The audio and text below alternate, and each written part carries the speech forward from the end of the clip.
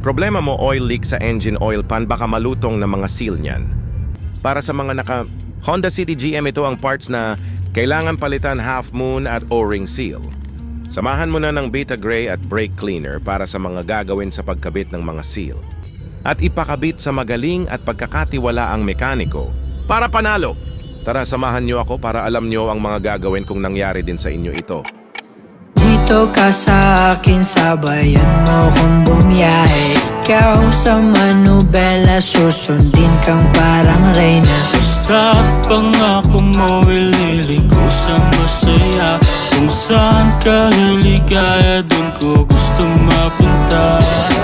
Dito ka sa akin, sabayan mo kung bumiyahe. Ikaw sa manubela, susundin kang parang reyna. Basta pangako mo, ililiko sa masaya.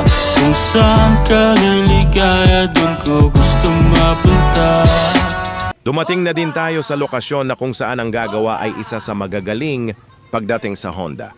Pinalamig muna bago baklasin at dahan-dahan at maingat inalis para hindi magkaroon ng problema, at yawn tuluyan nang naalis ang oil pan at nakita ang salarin malutong na ang mga seal at kailangan ng palitan.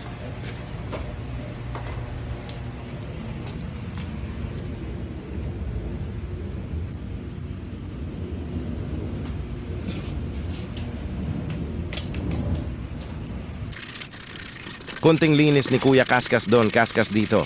Saludo sa iyo, Kuya, apakaangas. Naikabit na din ang mga parts, kunting kembot na lang matatapos na. At ito pala ang naikabit na bagong half moon. At doon naman ang orange seal, dahan-dahan sa paglagay ng Beta Gray para hindi magkalat.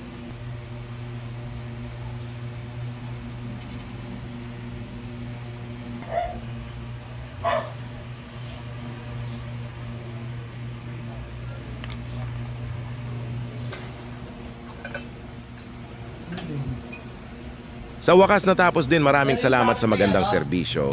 Uvian na, let's go! Tara na,